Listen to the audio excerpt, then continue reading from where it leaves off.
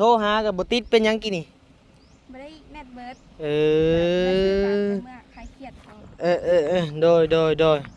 ย่างเขาไปขายเขียนในบ้านผู้บ้านหยังอะนะบ้านนาแพกบ้านนาแพกย่างไปนี่เลยโอ้ยพี่น้องเอ้ย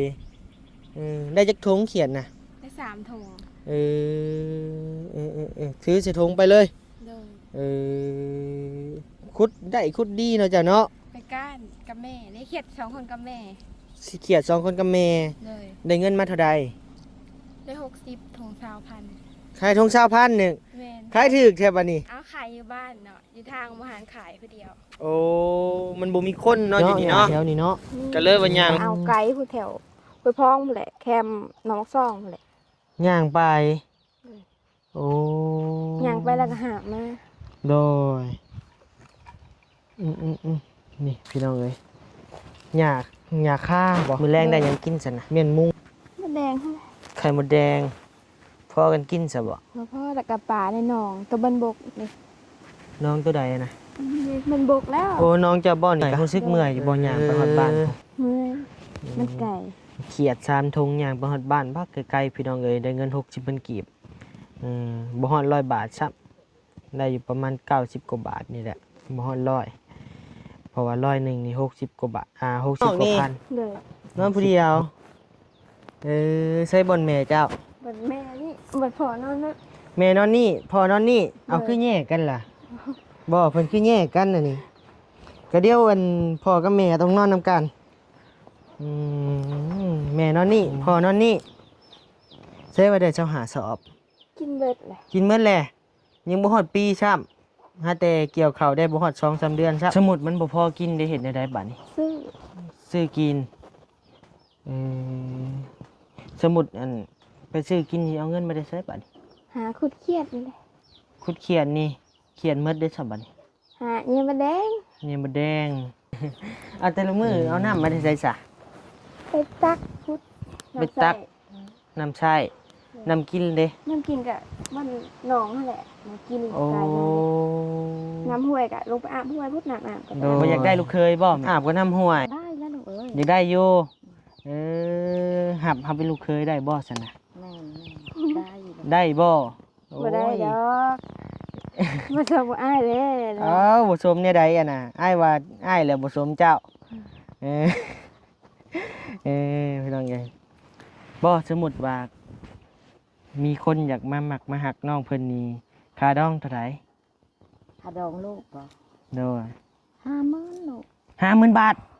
โอ้ยเมื่อก่อนเด้อซะให้เอามาฝากเด้อโดยใช้เบิ่งเคยกินอยู่บ่โอ้เคยอยู่ดอกนี่อาหารทะเลพุปลาทูได้เคยกินแต่ปลาทูแต่แบบมันเพิ่นบ่ได้เฮ็ดแนวนี้บ่เพิ่นปิ้ง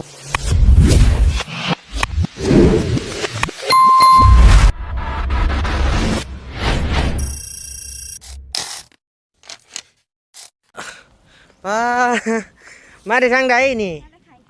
มาได้ขายเขียดสมพอไอ้เข้าไปในผู้ลงทางแต่พื้นตะพื้โอ้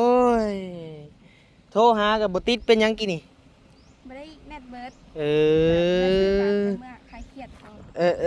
โดยย่างเขาไปขายเขียดในบ้านผู้บ้านหยังอะนะบ้านนาแพกย่างไปนี่โอ้ยพี่น้องเอ้ยได้จักทงเขียดน่ะได้3 ถุงถือใส่ทงไปเลยคุดได้คุดดีเนาะจ้ะเนาะไปก้านกับแม่ได้เครียด2 คนกับแม่สิเขียด2 คนกับแม่ได้เงินมาเท่าใดได้60 ถุง20,000ขายทง20,000นึงขายถูกแท้บัดนี้เอาขายอยู่บ้านเนาะอยู่ทางมาหารขายผู้เดียวโอ้มันบ่มีคนเนาะอยู่นี่เนาะก็เลยว่าย่างไปขายอยู่บ้านโพไปขึ้นรถกับน้าบ่าวนี่แหละจะไปเข้าในบ้านเราบัดนี้เข้าไปกับบ่ยาวกับทีมงานกินนี่ก็ลงทางอยู่พี่น้องเอ้ยไปเบิ่งในคลิปบ่ยาวเด้อพี่น้องเด้อเนาะพากันลงทางตะพื้นอยู่ข้างในเต็มเลยนะเอ้ยขึ้นทางหลังเด้อไปขึ้นนี่ปีนขึ้นทางตีนมันนี่แหละเสือแดงคือเก่าผู้สาวข่อย ผู้สาวข่อยเด้อเจ้าระวังรถล้มใส่เจ้าเด้อ สบายดีเด้อสบายดี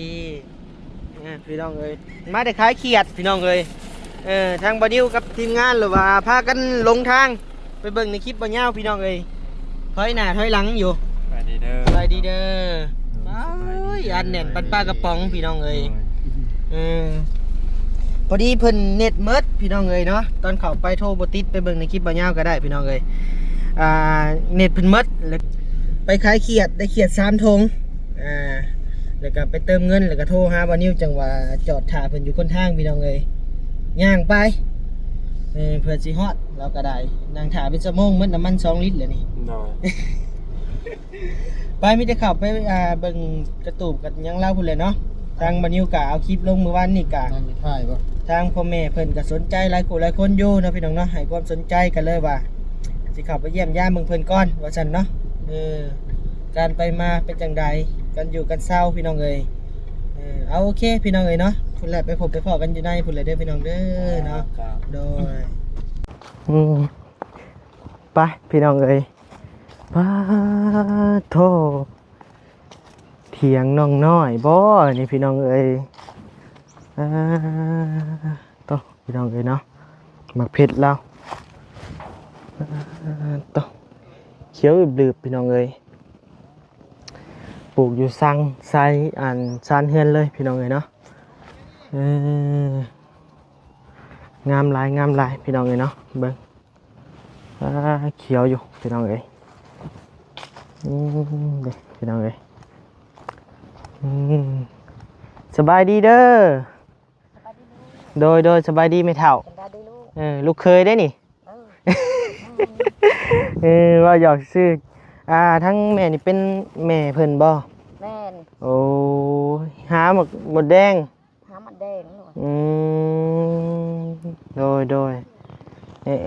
พี่น้องเอ้ยปัดมันออกบัดนี่ ครับเอา มันสิพอเห็ดหยังกินอยู่บ่นี่แม่ จัง หึ นี่บ่ โดย แม่แล้วก็สิครัว หัวกินแรงนี่บ่ แม่น โอ้ ครบแม่น โดยเอาหวนมื้อแรงกินนี่ก็กินนี่แหละติ กินนี่แหละลูก โอ้โดยโอ้ขึ้นเฮาแล้วแม่เอ้ยโอ้ยเนาะให้บ่อยากขาโต แม่สิหอดจะเป็นเด้อ อ๋อ สบายดีเด้อลูกเอ้ย โดยเจ้าขึ้นนั่งใส่มันคักแท้นะแม่ นั่งเด้อลูกเอ้ยบ่ได้ ลูกกลัวมันขึ้นกระโตเจะหมดเลยฮะ ขึ้นเด้อลูกเอ้ย ฮะกระลูกป้ามันตากแดดมันไปเองมันตี้นี่ โอ้ยมันบ่ไปได้อลูกเอ้ยคันแม่บ่ปัดลูก โดยเอาผู้น้องเอ้ยในกินแรงเราเนาะสวัสดีเด้อคือมาเห็ดงามแถวมือนี่หมดขึ้นค่อย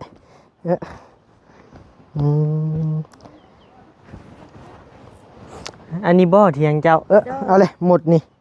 พี่น้องเอ้ยโอ้หักไข่แต่ลังกะซียังใหม่อยู่เนาะ เลย หักเทียงนั่นนี่มันกะบ่ปานใดพาค่อยไปเบิ่งเนี่ยปะย่างเลาะเบิ่งเนี่ยพี่น้องเอ้ยอันนี้ผานะ แม่น เฮ็ดเอง เลย โอ้หมดขึ้นเต็มหมดกระโตบะนิ้วพี่น้องเอ้ยนี่พี่น้องเอ้ยพาไม้ไผ่เฮ็ดเองพี่น้องเอ้ยคะแนนพ้นตกใส่นี่กับบ่อยู่ดอกอันนี้ พระ เปียกหมดเลยเนาะพี่น้องเอ้ยผู้สมกับเราว่าลีเนาะนี่เนาะ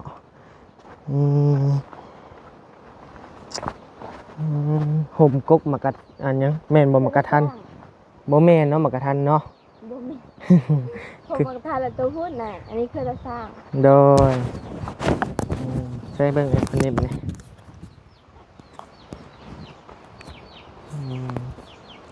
กินข้าวกินน้ำแล้วบ่ ย่างหากำลังจะขายเขียด หาแต่มาได้ขายเขียดต่อไปหาหนังบังลมแถวน่ะปะ พี่น้องเอ้ยอันนี้บ่บนเตาพื้นเตาไฟ โดย โอ้นี่พี่น้องเอ้ยบนหนึ่งข้าวหนึ่งน้ำก็อยู่นี่ติ โดย อืมต่อพี่น้องเอ้ยนั่งอยู่ไซลมจังบ้างเนี่ย ดูไป นี่ค้อนไม้นี่พี่น้องเซฟพอไปใช้ซะ ไปเกี่ยวหญ้า เกี่ยวหญ้าให้ง่อยควาย บ่ได้เกี่ยวหญ้ามามุ่งอะน่ะ เกี่ยวหญ้ามามุ่งหยัง มุ่งตัวมันหัวน่ะตัวปกรถน่ะดิ โอ้เกี่ยวเองเลย โดย ใช้พาไปเบิ่งเนี่ยปะบ่เคยเห็นจักเทื่อได้อืมพี่น้องเอ้ย นี่เด้อ เกี่ยวหญ้ามามุ่งเองเลย โดย ยังมีอยู่เนาะหญ้าแถวนี้เนาะ นี่ อืม ไปเอาไก่ผู้แถวไปพ้องพู้นแหละแคมหน้องซ่องพู้นแหละ ย่างไป อืม โอ้ ย่างไปแล้วก็หาบมา โดยนี่พี่น้องเอ้ยหญ้าค่าบ่ โดย เมียนมุ่งตัวนี้พี่น้องเอ้ยเถียงเราเนาะแบบนี้แหละเนาะพี่น้องเอ้ยชีวิตในบ้านนอกโคกนาเฮาพี่น้องเอ้ยป้าไปนั่งพุ่นแหละอันนี้คอกหมูบ่ โดย ใช่คือบ่มีหมูจักโตว มันไปกินอะไรหากินอาหาร มีจักโตว ที่3 โตว โดย นั่งลงนั่งดมขี้หมูนะฮะเนาะ จะนั่งเบื้องพี่ได้บ่เนี่ยมาเบื้องพี่ผ้ามันสีแดงงามๆคนก็งามพี่น้องเอ้ยเนาะนำมาจีบเพิ่นฮอดเที่ยงเลยพี่น้องเอ้ยน้ำมือนี่ ว่าหยอกเด้อพี่น้องเด้อเนาะจักสิเหมาะสมน้ำเพิ่นหรือบ่พี่น้องเอ้ย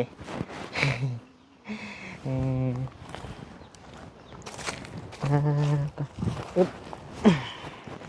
สบายดีอีกความหนึ่งเด้อพี่น้องเด้อเนาะทักทายสบายดีพ่อแม่พี่น้องมาทุกคู่ทุกคนพี่น้องเอ้ยมื้อนี้ก็นำมาฮอดเที่ยงเพิ่นเลยเนาะพี่น้องเนาะมื้อวานนี้บ่นิวเอาคลิปลงกะคนตอบรับก็โอเคเนาะทางพ่อแม่พี่น้องเพิ่นก็ให้ความสนใจหลายว่าซั่นเนาะไปอ่านเบิ่งคอมเมนต์ก็ว่าน้องนิวจีบน้องเพิ่นให้ได้เด้อว่าซั่นเนาะ ทางเบิ่งพี่น้องเอ้ยเนาะเพิ่นสิเอาเฮาอยู่บ่ล่ะ ว้า ยังบ่กินข้าวกินน้ำซ้ำ ย่างเมื่อใครเครียดเลยหากระมาน โอ้พอดีแล้วอ้ายเอาอันของกินมาฝากอยู่หน้ารถกูบ่ถือเข้ามาซับ เลย นี่หมดคัดมาที่บ้านมื้อแรงได้หยังกินซั่นน่ะ มันแดงเท่าไหร่ ไข่มดแดงพอกันกินซะบ่ แล้วพ่อตะกะป่าในหนองตัวบันบกเลย น้องตัวใดน่ะ มันบกแล้ว โอ้น้องเจ้าบ่นี่กะ เลย เออพี่น้องเอ้ยแม่นบ่ดินเจ้านี่กะ บ่ดินพ่อเท่าอยู่น้ำพ่อเท่า โอ้อันที่เจ้าอยู่นี่ก็ดินพ่อเฒ่า นี่ เพิ่นยังบ่ทันได้แบ่งให้บ่ ยังเพิ่นให้อยู่คือ โดย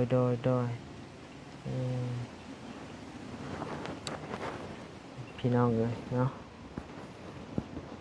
เจ้านี่อายุ15 ปีบ่ที่เห็นเนาะเข้ามาเยี่ยมมายามเบิ่งพี่น้องเอ้ยเนาะที่อยู่ที่พักอาศัยเพิ่นเนาะมาเห็นแล้วแล้วก็ตามจำละว่าลีพี่น้องเอ้ยเนาะเถียงก็บ่ได้ใหญ่ผาก็บ่มีพี่น้องเอ้ยใครแต่ลังกะซียังใหม่อยู่ลังกะซีนี่แป้งตอนใดตอนฝนตกวังกี้นี่บ่ แม่นตอนฝนตกใหม่ๆครับนั่นแหละ ให้พ่อผู้นี้แหละมาบ้านกับเจ้ามาเฮ็ดให้ โอ้เพิ่นมาช่วยบ่ เลย โดยน้าสาวบอกพุ่นนี่ บ่แบบลูกพี่ลูกน้องใกล้กันหั่นน่ะแบบ โอ้คนใกล้เถียงกัน นี่ พี่น้องเอ้ยนี่ทั้งแม่เจ้าบ่อายุจักปีแล้ว 60บ่ประมาณเนี่ย 60 60หรือ50กว่าเลยค่ะก็บ่ฮู้คือกัน บ่ไอ้เบิ่งนี่60กว่าพุ่นแหละเนาะเราซื้อแนวใด ที่บ้าน ซื้อบ้าน พ่อจะได้ซะ สุพร ชื่อพรอายุจักปี พ่อน่ะ โดย 60ปลายพุ่นเลย อืม เข้าแล้ว หากลูกสาวยังน้อยเนาะอืมเพิ่นก็อยู่แบบนี้แหล้วติตามให้ตามหน้าแหล้วติ โดย ไปหาแย่ไข่มดแดงมา โดย นี่กะเห็นเพิ่นย่างมาแตะป่าพุ่นบัดนี้ก็ได้อืมแต่ละมื้อเจะย่างไปอันบ้านพุ่นย่างแต่พี่ไปเลยบ่ แม่น อ้าตง ย่างเมื่อซื้อบัตรเมื่อซื้อย่างย่างเมื่อ โดยใกล้เติบพี่น้องเอ้ยประมาณ7หลัก6หลัก7หลักพุ่นแหละขนาดขี่รถก็ยังว่าใกล้อยู่พี่น้องเอ้ยเนาะเดี๋ยวไปแล้วมีโอกาสเดี๋ยววันนี้สิอันให้พี่น้องเบิ่งใน Google Map เนาะมันมีหลักกิโลอยู่เขามาใกล้อีหลีพี่น้องเอ้ยเนาะมื้อเช้าเจ้าออกไปจักโมง ประมาณ7 โมงเช้านี่ ออกแต่7 โมง แม่น ป้าโตเมื่อคืนมื้อวานนี่เจ้าย่างเขามาเห็นในคลิปบอลลี่น่ะเจ้าย่างเขามาฮอดพี่คำบ่ จนมืดซุ้มแล้วเข้ามา อืมบ่ได้พักเลยย่างดิ่งๆเลย ผัก ย่านบ่ ย่านพี่กัน อืม เมื่อวานนี่เขาจะว่าเห็นคนที่บ้านแม่ก็ไปหาแถวบ้านพุ่นน่ะ หาเจ้าหา อืม น้ำหาจะบ่เห็น เฮามาขายเครียดเด้ โอ้พี่น้องเอ้ยหมดขึ้นค่ากล้องบักหลายๆมันมาได้ไสวะ แม่ไปแย่พุ่นเลย อันนี้หางมัน บ่แม่ไปแย่มาแม่มันเฮียลุง โอ้ คิดว่าหางมัน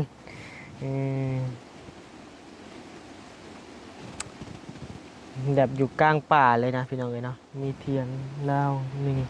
2 3 เทียง3 4 เทียงนี่แหละพี่น้องเอ้ยเมื่อยรู้สึกเมื่อยอยู่บ่ย่างไปฮอดบ้านพุ่น เมื่อยมันไก่ เขียด3 ธงย่างไปฮอดบ้านพักไกลๆพี่น้องเอ้ยได้เงิน60,000กีบบ่ฮอด100 บาทซับได้อยู่ประมาณ90 กว่าบาทนี่แหละบ่ฮอด100เพราะว่า100นึงนี่60 กว่าบาท60 กว่าพัน68,000นี่แหละหักย่างไปก็จนไปหาขุดมาอีกก็พอแล้วยังย่างไปขายอีกอยู่นักอยู่พี่น้องเอ้ยจะไปขุดเธอได้เขียน ไก่ผู้แถวห้วยพองห้วยเดือ โอ้ นี่ ในแถวไหหน้าเจ้านี่บ่มีบ่ มันบ่มีมันแห้งมันอยู่เทิงเด้มันบ่อยู่ เจ้ากล้าเอาแถวใดพอมีแถวนี้อยากเห็นเจ้าลองขุดเบิ่งขุดแนวใด แถวนี้ก็น่าสิมีอยู่ แถวนี้บ่ เลย เพิ่น มันแบบมันอยู่ในเฮิบนะแต่บ่รู้ว่ามันสิมีหรือบ่ ลองเบิ่งบ่จังหน่อยพาไปหน่อยเด้อ สิไปเลยบ่นี่ เอาพาไปเนาะพามันสิได้ ยังเลยว่านนี่อันเห็นไปขายเขียดบอลลี่อีกบ่เออเพิ่นให้เท่าใดวัน แสนหนึง เพิ่นให้100,000เพิ่นเอาบ่เขียด เอ้า เอาไปปล่อยที่ บ่ เพิ่นมักเอาไปปล่อยดอกบอลลี่ เอามาอยู่เขียดซื้อน้ำเจ้าว่านนี่ปิ้งมากินอยู่บ่ กิน แม่ปิ้งมาบักคักๆนึมันคักเลยแซ่บสมชื่อเจ้าว่าอยู่ มื้อนี้บ่มีแม่ขายให้บ่ บ่มี บ่มี ขาย ซั เบิ บ ดแล้วขายเครียดกะ ขายเบิดแหละมื้อแรงสิไปก้านอีกบ่ บ่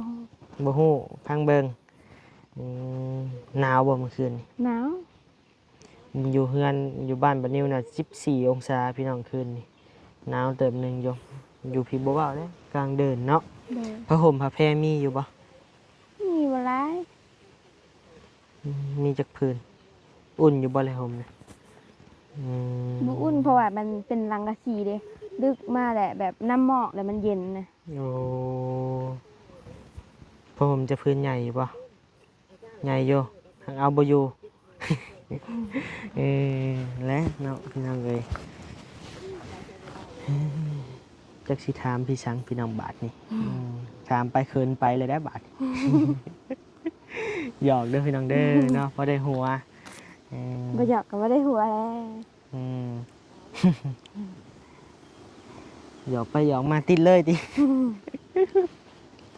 พี่น้องเอ้ยป้าพาเคยขึ้นเบิ่งเฮือนเจ้าในได้บ่ ให้ ไปพี่น้องเอ้ยตัวมีแต่หมด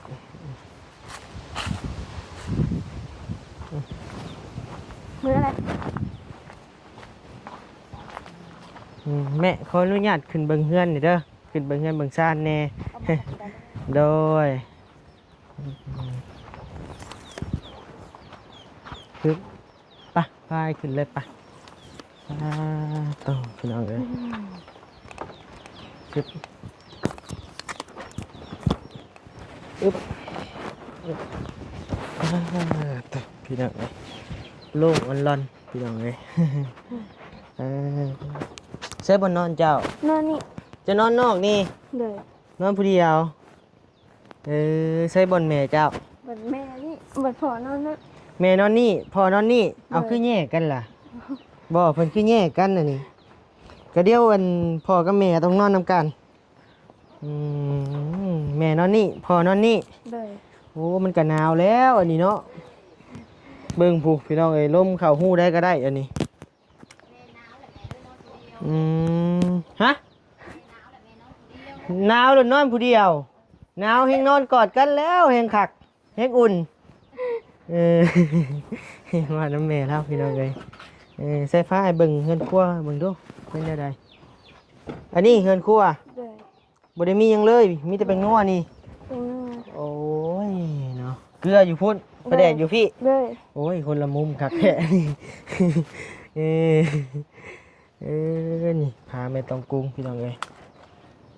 หักไข่อยู่น้องอันเฮือนมันยังปวกบ่กินนะพี่น้องเอ้ยเพอเพิ่นแป้งใหม่มีคนมาเพิ่นซอยเรือบ่เรือไว้ในบ้านเพิ่นซอย บ่หาเงินคุดเครียดเนี่ยได้กะมาซื้อเทอละแผ่น2แผ่น โอ้เลยโฮมเมียนแหละเพิ่นมาซอยเฮ็ดบ่ โดยบ้านก็จะมาเฮ็ดซอยเฮาบ่เป็นเฮ็ดนะพ่อก็บ่เป็น อีหยังซะอันนี้ เข้า เอาขึ้นน้อยแท้เปิดเบิ่งดูสีแล้วแหละ ยัง ยังบ่ทันสีซ้ำโอ้ยยังเหลือจักสอบเบิ่ง1 2 3 4 5สอบหนึ่งกุ้มปีอยู่บ่ล่ะ บ่ บ่กุ้มปีซ้ำอ้าวพี่น้องเอ้ยบาดนี่น่ะยังเป็นข้าวเปลือกอยู่ได้นี่พี่น้องเอ้ยโอ้ยเซ่ว่าได้เจ้าหาสอบ กินเบิดแหละ กินเมื่อแหละยังบ่ฮอดปีซ้ำหาแต่เกี่ยวข้าวได้บ่ฮอด2-3 เดือนซ้ำ ไปขายแปลงรถเด้รถจอดไว้กับดีแตกเนี่ย แป้งรถไทยนี่บ่ เพราะว่ามันบ่มีผู้ขับตีน บ่ มาช่วย นั่งลงก่อนก็ได้สมุดมันบ่พอกินได้เฮ็ดได้บัดนี้ ซื้อ ซื้อกินสมุดอันไปซื้อกินนี่เอาเงินมาได้ใช้บัดนี้ หาขุดเครียดนี่แหละ คุดเขียนนี่เขียนหมดได้ซะบัดนี้ หาเนี่ยมาแดง เนี่ยบ่แดงอยู่ตามมีตามเกิดแล้วติ โดย พี่น้องเอ้ยเนาะยามหน่อไม้ก็ไปหาหน่อไม้เนาะดิพี่น้องเอ้ยหน่อไม้เรามาเฮ็ดอันนั้นแม่นถือว่าเอานี่เป็นหลักเลยเนาะผ้าห่มแล้วก็มีอยู่นี่พี่น้องเอ้ยพอได้ใช้อยู่ผ้าห่มหมอนมุ้งแต่วันนี้แหละแนมทางนอกแนมทางในสอดทางนอกแนมทางนอกสอดทางในพี่น้องเอ้ยเนาะเบื้องนี้แฮงบ่มีเลยพุ่นเอามีไฟผ้าบ่นาง นี่อันชื่ออัน นี่ มันตายแล้วนะ ตายเลย กระโดดแล้วตรงแต่ โอ้เอาแล้วเอาไฟฟ้ามาได้ใช้ไตบัดนี้ คือไฟแสงอาทิตย์นี่แหละเด็ก โอ้ไฟอันนี้ โดย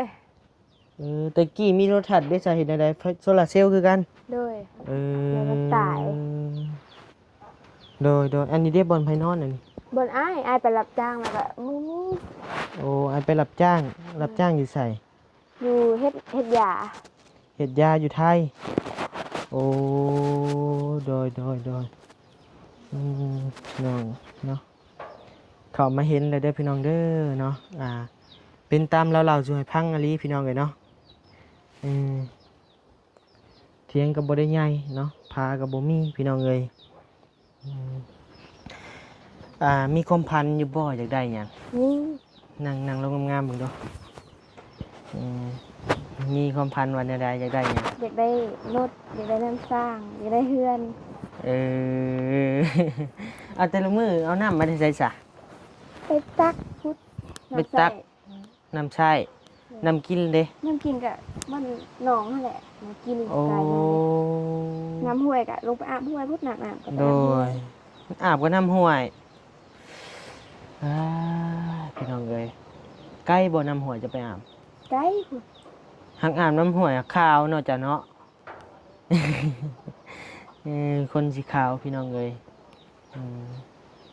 แล้วนี่มันเป็น เออสู้ๆเด้อเนาะได้อีต้นได้พี่น้องเลยปะมีแต่ลงลุ่มปะไปโอ้ลมแม่จะก่อนจักเล็กจักหน่อย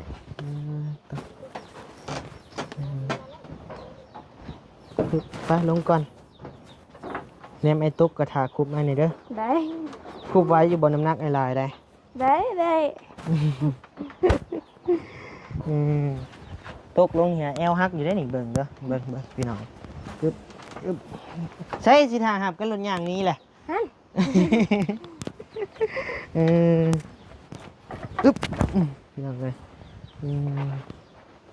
ใส่เบิ่งมานั่งข้างแม่จะเบิ่งดูขอถ่ายรูปน้ำในจักบาทใช่แม่อันปินหนามาหาเฮาเนี่ยโดยปินหนาหาเฮานี่แหละ โอ้ยหนบลายนั่งลง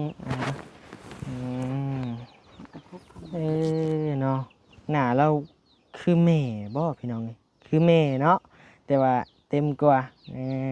แม่แล้วกันแก้มคือกันอยู่พี่น้องเลยบ่อยากได้ลูกเคยบ่แม่ อยากได้แล้วลูกเอ้ย อยากได้อยู่หับเป็นลูกเคยได้บ่ซั่นน่ะ แม่ได้อยู่ ได้บ่ บ่ได้ดอกบ่ชอบบ่อ้ายเด้ อ้าวบ่สมเนี่ยใดอ่ะน่ะอ้ายว่าอ้ายแล้วบ่สมเจ้าเออพี่น้องใหญ่บ่สมมุติว่ามีคนอยากมาหมักมาหักน้องเพิ่นนี่ค่าดองเท่าไหร่ ถ้าดองลูกบ่ โดย 50,000ลูก 50,000 บาทโอ้ยเมื่อก่อนเด้อซะ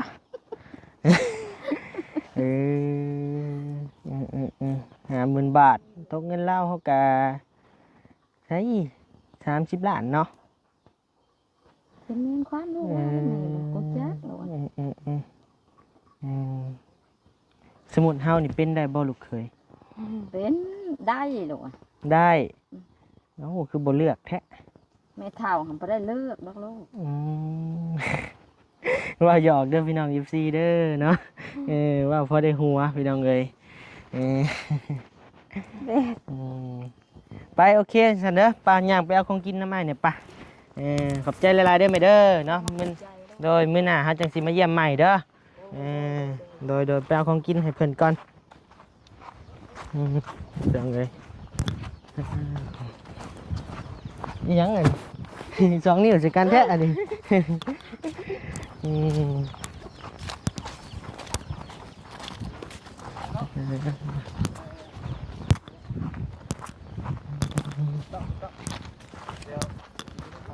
อารถจักรลง เอาหรือจักลงไปใช่ ไปก่อน เจะสิออกก่อนบ่ เอาครับเจ้าอีกแล้ว ให้เฮาสองคนบ่ แม่นเพราะว่าอันนี้เสียงบาร์เดอร์ โดยอ่า ให้เพิ่นออกกันได้ โดยไผขับรถเป็น เฮาเอารถใหญ่ออกไปก่อน โอ้ให้เพิ่นขี่รถจักรเนาะ ทำง่ายนะ แม่น ห่านนี่ล่างรถบ่ผ่านเด้อห่าน โดย เอาว่าแบบนี้ บ่ไหว นี่ บ่ได้ดอกคือสิบ่ได้ดอก ขี่เป็นอยู่บ่แหละ บ่เป็น มีหนึ่งเป็นหนึ่งมันนะ เสิร์ฟคาดองไว้แล้วเฮานะสิมาเป็นเคยบ้านนี่แหละ บ่ เท่าไหร 50,000 บาท 50,000เบิดเลยบ่จำมาเดียวเลยบ่ เรียบร้อยเราอ่ะ ขาดได้บ่ ว่าหยอกเด้อพี่น้องเด้อไอ้เอามาฝากเด้อโดย ใช้เบิ่งเคยกินอยู่บ่โอ้เคยอยู่ดอกนี่อาหารทะเลผู้ปลาทูได้ เคยกินแต่ปลาทูแต่แบบมัน เพิ่นบ่ได้เฮ็ดแนวนี้บ่เพิ่นปิ้งเอาบ่ มีแต่ปิ้งเอากับก้น ได้ถามว่าได้นะบ่ต้องนะ โดยลองชิมเบิ่งเนาะมันเป็นแนวใดเพิ่นเฮ็ดสูตรใหม่มาเอาโอเคเนาะพี่น้องเนาะสำหรับคลิปนี้น้องน้อยกับบ่าวนิวก็สิได้ลำลาเลยเด้อพี่น้องเด้อเนาะกับอ้ายๆทีมงานก็สิพากันลำลาเพียงส่ำนี้แหละพี่น้องเอ้ยเนาะเดี๋ยวพบพ้อกันในคลิปใหม่พี่น้องเอ้ยเนาะเอากลับให้พ่อแม่พี่น้องอยู่ดีมีแฮงความเจ็บบ่ให้ได้ความไข้บ่ให้มีปรารถนาสิ่งใดขอให้ได้สิ่งนั้นสมความมุ่งมั่นปรารถนาอย่าเจ็บอย่าจนร่ำรวยๆพี่น้องเอ้ยเนาะเจ้าก็คือกันเด้อสู้ๆตั้งใจหาเงินหาคำเนาะไปหาอยู่หากินพี่น้องเอ้ยฝากเป็นกำลังใจให้น้องเพิ่นให้เด้อพี่น้องเด้อเนาะฝากพ่อแม่พี่น้องพิจารณาเบิ่งอีกเทื่อนึงแน่พี่น้องเอ้ยมาเบิ่งฮอดเฮือนฮอดซ่านแล้วพี่น้องเอ้ยเนาะก็คือพี่น้องได้เห็นแหละฝาเฮือนกะแนมแต่นอกซอดในแนมแต่ในซอดนอกพี่น้องเอ้ยเห็นแล้วก็อีบาบบัดนี้ก็ได้เนาะน้องๆเพิ่นก็ได้อันที่จริงกับเป็นน้องบ่นิวกับบ่หลายปีดอก3ปีพี่น้องเอ้ยเจ้า15เนาะครับผู้บ่าวเฒ่าเป็นแฟนได้บ่ ได้ ได้ แข็งมากเลยอะค่ะ ว้าวเอาเลย ไปโอเคเนาะสวัสดีปาลุงเพิ่นแน่โดยสวัสดีปาลุงบ๊ายบาย ดี